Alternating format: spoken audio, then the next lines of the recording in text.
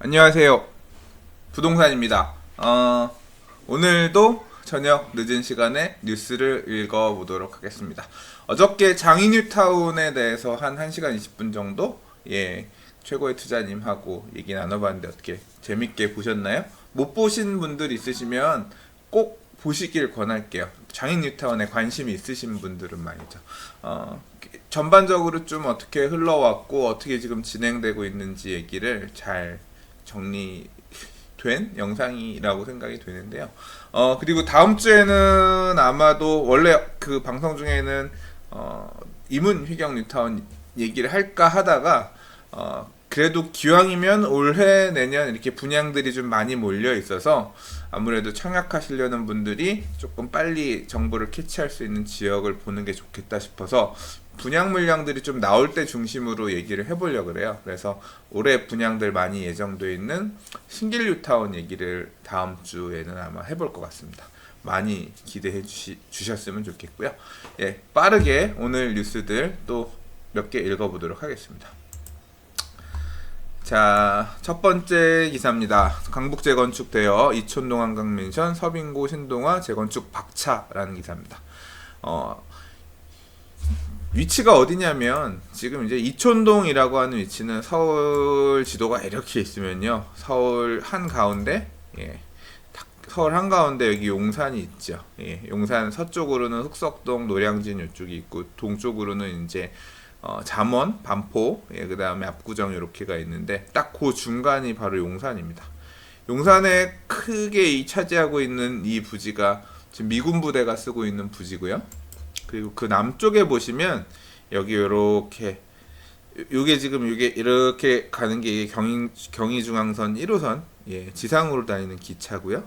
그다음에 요게 이제 지상으로 해서 다리 넘어와 가지고 쭉 넘어가 이제 여기선 들어가죠.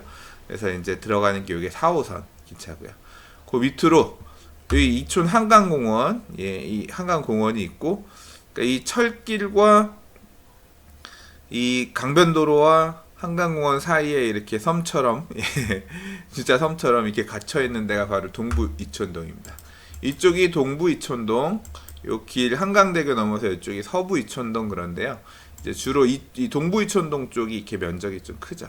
그래서 동부 이촌동 쪽은 보면 반포 이런 데처럼 이 택지가 이렇게 단지를 딱 그 가르는 중간에 길 하나 있고요. 이 큰 이게 한 4차선 도로, 5차선 6차선? 5차선 뭐 요 정도 도로가 되는데요. 요 사이로 연도형 상가들이 쭉 형성이 돼 있고, 그 북측 남측으로 이렇게 아파트들이 형성되어 있는 데가 동부 이촌동입니다. 그리고 여기 보시면 이제 이게 동작대교인데요. 동작대교 동측편 여기가 이제 서빙고동이에요. 1호선 서빙고역이 있고 여기는 이제 이촌역이 있는 건데 여기는 한 개의 아파트 단지가 있습니다. 여기가 신동아 아파트예요. 여기 신동아 쇼핑센터 있고 여기 온누리 교회라고 꽤 큰 교회가 있죠. 근데 이 이촌동은 이 길을 중심으로 해서 북측은 대부분 그러니까 최초에 지어졌던 건물들이 2000년 전후로, 그러니까 한 90년대 중반부터 해가지고 쭉 대부분 재건축 사업이 마무리가 됐어요. 그래서 뭐 여기 건영 한가람 아파트나 이촌 코오롱 아파트나 강촌 아파트나 이런 아파트들이 97년, 8년, 2000년 뭐 이렇게 다 재건축이 끝났고, 요 라인에서 제일 마지막으로 들어간 게 이촌 한강대우 아파트가 2000년인가 2001년에 들어간 게 제일 마지막일 거예요. 그리고 여기 두산 이부 아파트는 옛날에 수정 아파트라고 한동, 그 크지 않은 한동인가? 그렇죠. 근데 여기 리모델링해서 두산 이부가 됐고요. 뭐 대충 이제 요 윗박스는 그렇고, 얼마 전에 기사에서도 말씀드렸지만 이 오른쪽 끝에 있는 이촌동 현대 아파트가 지금 이제 리모델링 추진하고 있는, 서울시 리모델링 기본계획 수립해서 이제 또 리모델링으로 가겠다라고 움직이는 데가 있다고 말씀드렸던 데가 여기 이촌동 현대 아파트죠. 이 맞은편으로 보면 끝에 이제 금강 아산병원이 있고 그 밑에 이제 뭐 완도 아파트들이 있는데요. 이 라인들은 아직 지금 재건축들이 안 된 단지들이 있습니다.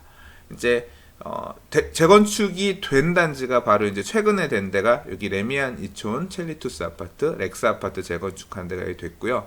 이제 앞으로 하려고 하는 데가 왕국맨션, 그 옆에 삼익 아파트, 그리고 여기 이촌동 한강맨션 아파트.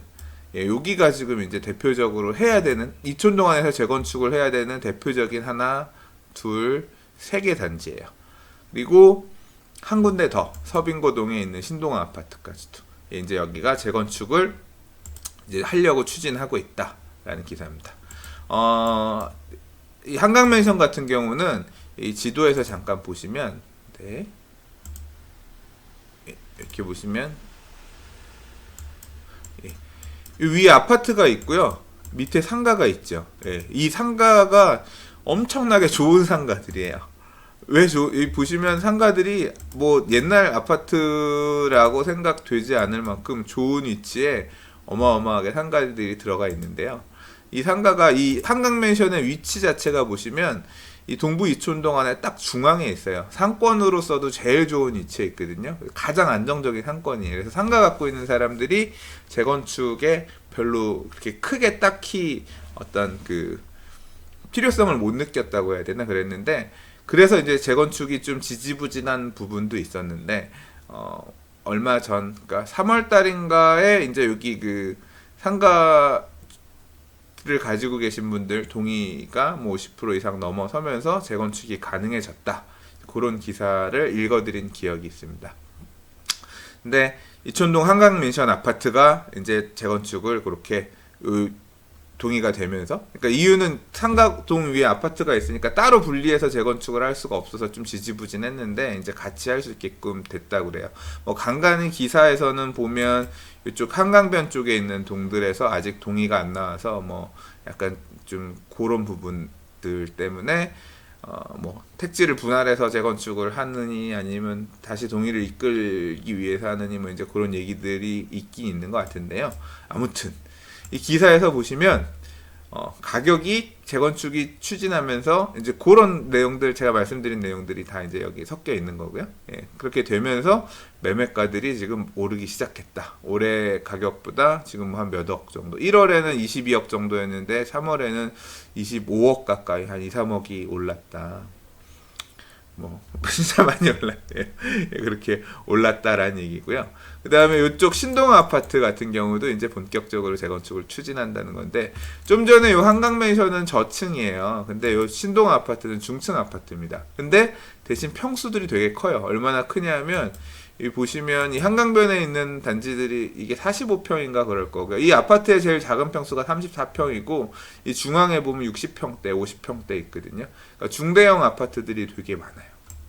큰 평수 아파트들이라서, 원래 재건축 아파트들이 큰 평수 사시는 분들이 그렇게 동의가 막 많이 이렇게 빠릿빠릿 움직이지 않아요. 어느 정도 다 자산도 있으신 분들이 사시는 경우가 많고, 보통 다 집 고쳐서 사시니까 재건축 필요성을 잘 못 느끼시는 분들이 많죠. 그래서 조금 늦는 편이었는데 어쨌거나 지금 재건축을 이렇게 지금 추진하기 시작했다. 그러면서 거래 가격도 지금 뭐 아주 많지는 않지만 조금씩 상승해서 지금 움직이고 있다. 이제 그런 얘기입니다. 자, 동부이촌동 얘기를 좀 했고요. 그 다음엔 압구정동. 오늘 또 재건축 얘기 많네요.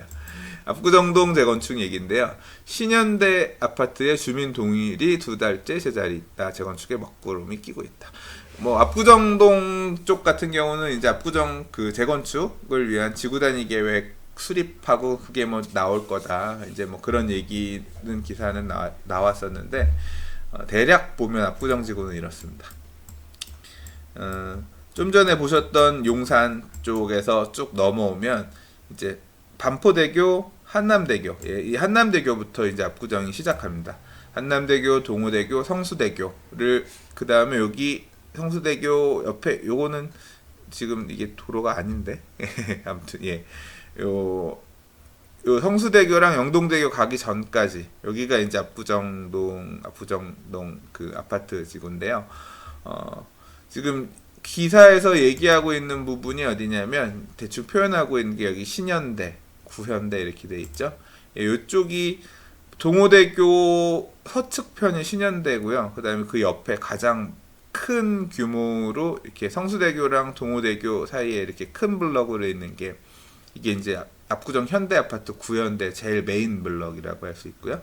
그다음에 이쪽에 미성 아파트, 한남대교 옆에 보면 중층으로 미성 아파트 있어요. 여기가 하나의 지구고, 그다음에 여기 가면 이쪽에 이게 성수현대라고 불리는 아파트거든요. 거기랑 이제 한양 아파트, 여기 뒤쪽에 가면 여기가 갤러리아 백화점, 갤러리아 백화점 맞나요? 아무튼 자, 오래전에 로데오 거리 있고, 예, 그쪽 가는 압구정 한양 아파트 있는 블럭들, 이런 식으로 나뉘는데, 지금 기사에서 얘기하고 있는 부분은 바로 이 신현대입니다. 사실 기사에서 신현대랑 구현대 두 군데의 얘기를 하고 있어요. 신현대는 주민 동의율이 40%대에 머물러 있다. 그러니까 50% 이상 올라가지 않고 있어서 되게 지지부진하고 있어서 사업이 좀 늦어질 것 같다. 그 이유가 구현대랑은 달리 원주민 손바뀜들이 많이 안 돼서 재건축 추진에 그렇게 막 사람들이 동요하지 않는 모양새다, 뭐 그런 뉘앙스로 기사를 쓰셨더라고요. 그리고 압구정 구현대 같은 경우는 여기 지금 보시면 압구정 구현대도 여기 보면 이 뭐 7차 몇 차 이래가지고 여기 4차 3차 이게 블럭이 되게 많이 정해져 있어요. 그래서 지금 여기를 통합 재건축을 지금 추진하고 있는 상황이거든요. 그러니까 이 추진 주체 자체가 쪼개져 있는 거예요. 기사에서 보니까 4개 정도로 추진 주체가 쪼개져 있다 그러거든요. 재개발 사업에 이런 경우가, 큰 규모의 재개발 사업 중에 이런 경우가 많아요. 우리 추진위원회들이 막 여러 개가 난립하면서 추진위원회가 합쳐져야 되는데, 내가 조합장 할 거니까 니네 추진이랑은, 그러니까 계속 추진이끼리 대립하는 거죠.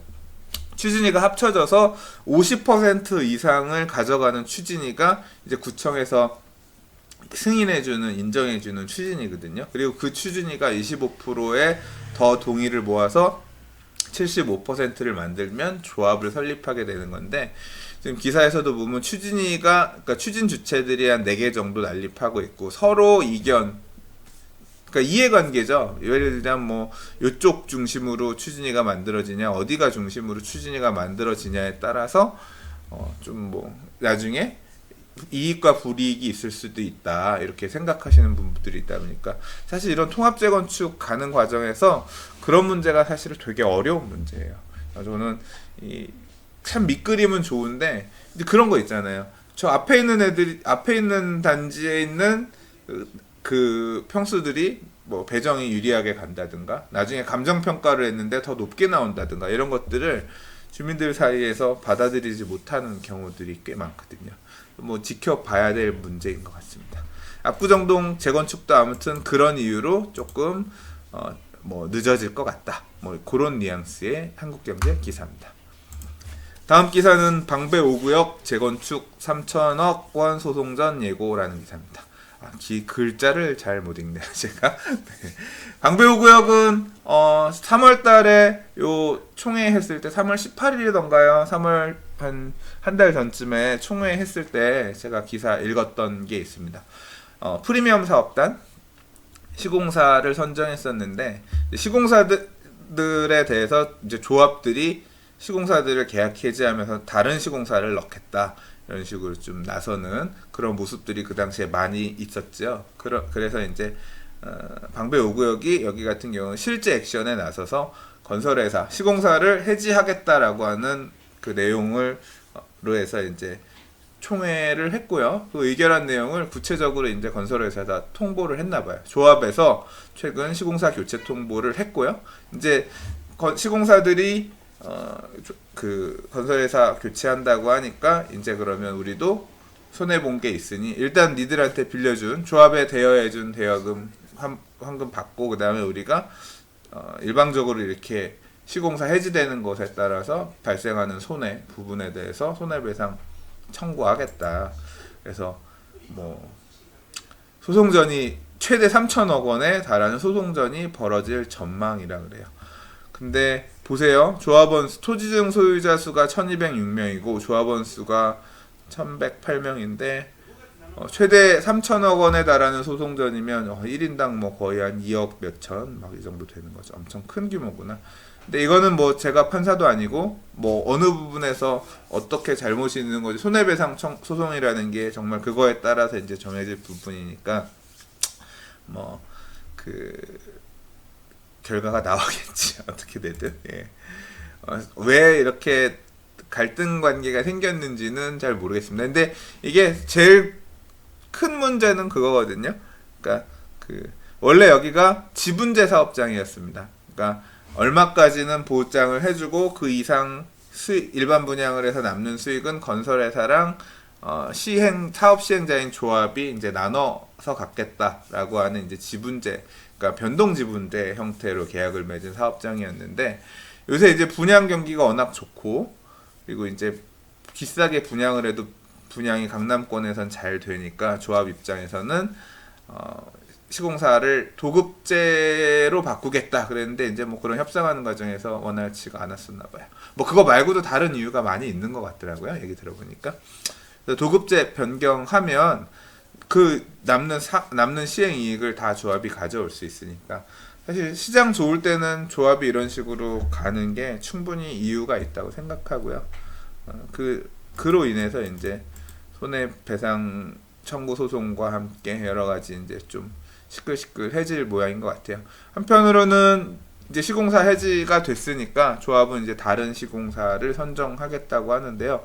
관심 있는 건설회사들이 있나 봐요. 그래서 한두 군데 있어서 접촉한다고 하니까 또 어떤 모양새로 될지는 지켜봐야 될 것 같습니다. 방배 5구역 위치가 어디냐면요. 그러니까 여기 방배 5구역은 사업 단계가 굉장히 많이 진척된 구역이라서 이런 지금 산적돼 있는 뭐 소송으로 해서 이제 돈 물어줘야 될 거 이런 것들은 나중에 이제 비용 정산에 대한 문제고, 사업은 시공사 선정하고 관리처분 변경하면 갈 수는 있는 건데요. 그러니까 빨리 내년 정도, 빠르면 내년 정도에도 분양이 나올 수 있을 만한 그런, 내년 내후년 그 정도 분양이 나올 수 있을 만한 상황인데요.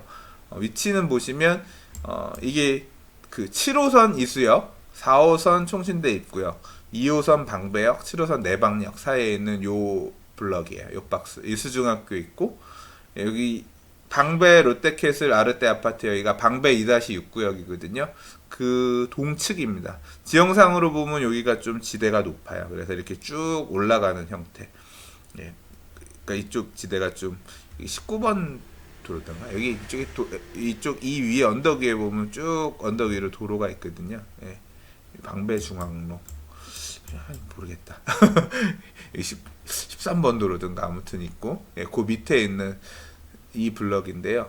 약 3,000세대 정도를 짓는데 조합원 수가 한 1,100명 정도라서 굉장히 일반 분양도 많이 나올 거고 사업성도 좋은. 그래서 뭐 청약하시려는 분들은 뭐 관심 있게 청약 알아보셔도 괜찮을 만한 그 방배동 권역의 대단지 아파트예요. 져놓고 나면 이 방배동 재건축 아파트 단지들 중에서는 제일 대단지입니다. 여기가 최고 랜드마크 단지라고 보시면 돼요. 네, 방배 5구역까지 얘기를 했고요. 빨리빨리 읽어야 될 것 같아요. 왜 이렇게 늘어지냐? 예, 침체된다던 분양권 거래가 되레 늘었다라는 기사의 한국일보 기사인데요. 전매 제한 113 대책 불구하고 1분기의 거래량이 작년 대비 소폭 증가했다. 동탄 이신도시는 108%, 용인은 146%. 경기권의 거래량이 엄청 많이 있었고요. 강남, 서울 같은 경우도 작년 이맘때보다 분양권의 거래량이 더 많았다는 얘기예요. 이거는 저도 되게 느껴지는 부분인데요. 분양권 찾는 사람들이 되게 많아요. 분양권 사겠다고 움직이는 매수자들도 되게 많고요. 아무래도 새 아파트가 될 수 있는 거다 보니까 분양권 청약하는 분들도 많고 분양받은 물건을 살려는 분들도 많고요. 거래량으로 나타나는 거죠. 그리고 엄밀히 얘기하면 작년 상반기가 그렇게 부동산이 막 엄청 좋고 그런 느낌이 확 와닿는 그런 시점은 아니었거든요. 청약 경쟁률도 작년 봄에 그렇게 높지 않았어요. 서울 같은 경우도 보면 이제 그게 이제 작년 여름 가을 분이 확 타면서 붐이 일었던 것을 이제 그때 살까 말까 고민하다가 지금 이제 그 겨울 지나고 나서 다시 좀 분위기가 살아나는 것 같으니까 실제 이제 매수에 나서는 그런 모습인 것 같아요. 다음 기사 보면 이게 어떤 식으로 되냐 봤더니 분양권 거래 가격이 강남권 같은 경우는 오히려 거래 가격은 조금 소폭 하락하면서 움직이는 느낌이라는 거고요. 그다음 강북 같은 경우는 조금 오른 상태에서 거래 그 내용들을 조사해 보니까 그렇다는 거예요. 그래서 뭐 마포, 은평, 서대문, 망원동 이런 데들 뭐 프리미엄이 얼마씩 붙었다, 꽤 붙었다라는 얘기고요. 강남권 같은 경우는 조금 프리미엄이 떨어졌다라는 얘기인데, 이건 좀 사실 디테일하게 기사에서 이런 거를 이 통계만 갖고 보는 건 약간 한계가 있어서 사실 이건 좀 디테일하게 보는 게 맞을 것 같아요. 그러고 보니까 작년에 마포권에 분양한 일반 분양 아파트들이 좀 되거든요. 뭐 신수 1구역, 신촌수 바이파크도 있고, 그다음에 대흥 2구역, 그 신촌 그랑자이도 있고, 그다음에 좀 전에 이 망원 1구역, 망원 아이파크도 있고, 그다음에 작년은 아니지만 염리 2구역, 마포자이 3차도 있고요. 생각해 보니까 마포권역에 분양한 아파트들도 되게 많은데, 언제 기회가 되면 특집으로 마포권역의 재개발로 인해서 한참 분양한 아파트 또는 이제 분양하려고 하는 데들, 단지들에 대해서 한번 좀 특집으로 지난번에 장인 뉴타운 살펴봤듯이 한번 좀 살펴보도록 할게요. 마지막 기사입니다. 택촉법 폐지와 구도심 재정비, 도심 집값 받치는 숨은 호재라는 제목인데요. 그러니까 택지 개발 촉진법 폐지가 올해로 예정되어 있어 신규 택지 지정은 당분간 없을 것으로 보인다. 그러니까 그 집을 지을 때 그 기존에 있던 집들을 부수고 새로 짓는 것보다는 그냥 빈 땅 논밭 같은 거를 풀어서 택지로 바꾼 다음에 거기다 아파트를 짓는 게 사실 빨리 지을 수 있고 훨씬 편한 편인데, 그러니까 비용도 적게 들죠. 서울 같은 경우는 그럴 땅이 없다는 문제가 있는데, 그걸 이제 그린벨트 풀어서 보금자리 주택 이런 거 했었잖아요. 근데 지방 같은 경우도 이제 택지를 그런 식으로 많이 확보하지 않고 기존에 있는 구도심들을 재정비하는 형태로 어떤 도시를 갖고 나가는 큰 흐름을 바꾸겠다, 지금 그런 과정에 있다는 거예요. 그래서 뭐 대선 주자들도 도심 활성화에 힘을 싣겠다, 그거를 위한 자금을, 정책 자금을 투여하겠다, 이런 얘기가 되면서 이제 그렇게 되니까 전체적으로 도심 집값을 받쳐주고 있다. 뭐 그러면서 또 여기 나오는 거는 이제 분양할 얘기들을 섞어서 쓴 거죠. 네, 항상 이렇게 맞물려서 이렇게 나오는 거라고 할 수 있겠습니다. 오늘 금요일이죠. 이번 주 뉴스는 대충 이 정도 읽어봤고요. 뉴스 또 짧게 읽으려고 했는데 괜히 부가적인 설명이 붙으면서 많이 길어진 것 같습니다. 이번 한 주도 뉴스 봐주셔서 감사하고요. 다음 주에 또 새로운 뉴스로 인사드리도록 하겠습니다. 구독하기 잊지 마시고, 구독자 늘어나는 게 너무 진짜 즐거워요. 매일매일 그거 보는 즐거움이 되게 큽니다. 구독하기 눌러주시면 감사하겠고요. 다음 주에 또 다른 뉴스를 인사드리겠습니다. 감사합니다.